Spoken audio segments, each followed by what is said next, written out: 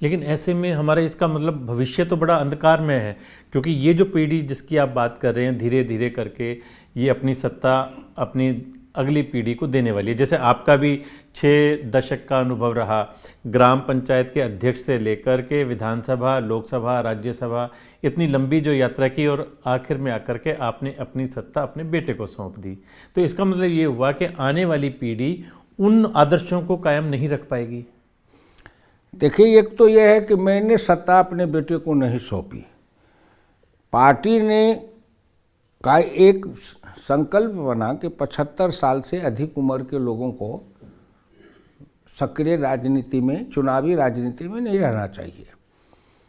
तो मैं सबसे आगे, जब उसको उत्कृष्ट सांसद का सम्मान मिला था, तो सार्वजनिक रूप से मैंने घोषणा कर दी थी कि अब मैं चुनाव तो लड़ूंगा नहीं, ये मेरा अंतिम है। और जाते जाते आपने जो उत्कृष्ट सांसद का सम्मान से सम्मानित किया है, इसके लिए मैं आभार प्रकट करता हूँ। तो पार्टी ने स्वयं निर्णय किया कि जो मेरा लोकसभा का सीट है, उसी में एक सीट से, विधानसभा से, मेरा बेटा 3 बार एमएलए बना था, संयोग से इस बार हार गया था।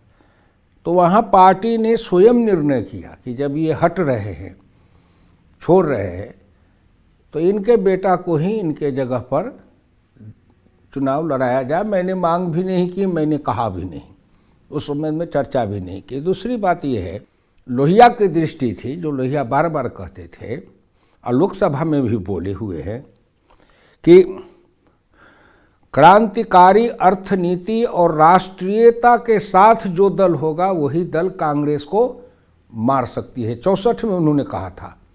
तब उन्होंने कहा था कि ऐसा दल बनेगा या नहीं बनेगा मैं अभी नहीं कह सकता, लेकिन उनका शब्द मैं दोहरा रहा हूँ कि उन्होंने कहा था कि उस कृष्ण का जन्म हो चुका है, चाहे वह छोटा ही हो, लेकिन एक दिन जब वो बढ़ेगा तो कांग्रेस को पछाड़ेगा और इनके सीने की हड्डी को तोड़ेगा। कौन? जिसमें क्रांतिकारी अर्थनीति और राष्ट्रीयता। तो आज नरेंद्र मोदी की जो नीति है, सरकार की नीति, उसमें क्रांतिकारी अर्थनीति के साथ राष्ट्रीयता दोनों का समन्वय है। और वही कांग्रेस की कमर तोड़ने, वही कांग्रेस की कमर टूटी है। तो कभी कभी मैं सोचता हूं कि डॉक्टर लोहिया की दृष्टि कितनी दूरदृष्टि थी। उसी समय उन्होंने कल्पना कर ली थी कि इस तरह के व्यक्तित्व के लोग ही कांग्रेस को पछाड़ सकते हैं। 2014 में लोग मुझको पूछते थे कि ये कब तक चलेगा, तो मैं कहता था भारत कभी, लोहिया कहते थे कि भारत माता के गर्भ कभी बांझ नहीं रही है। भारत माता कोई ना कोई व्यक्तित्व समय पर ऐसा कोई न कोई निकलता है। तो प्रारंभ से देखिए, आदिकाल से रावण के समय लोग कहते थे कि अब क्या होगा, तो राम आ गए। महाभारत काल में लोग कहते थे कि अब क्या होगा, तो कृष्ण आ गए।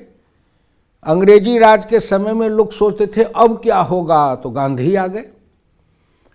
आज़ाद भारत के अंदर ऐसी ही स्थिति राजनीति की जब बनते बनते आ गई थी, तो लोग सोचते थे अब क्या होगा, कुछ दिखाई नहीं पड़ता।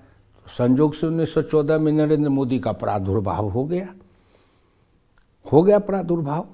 तो ये इतिहास चक्र से भारत के अंदर से समय समय पर जो एक इस तरह से निकलते आए हैं लोग, परंपरा, वो परंपरा को मैं कह रहा हूँ। तो उसके अंदर से अभी राष्ट्रीयता की जो भावना है वो दुर्बल कर दी गई थी।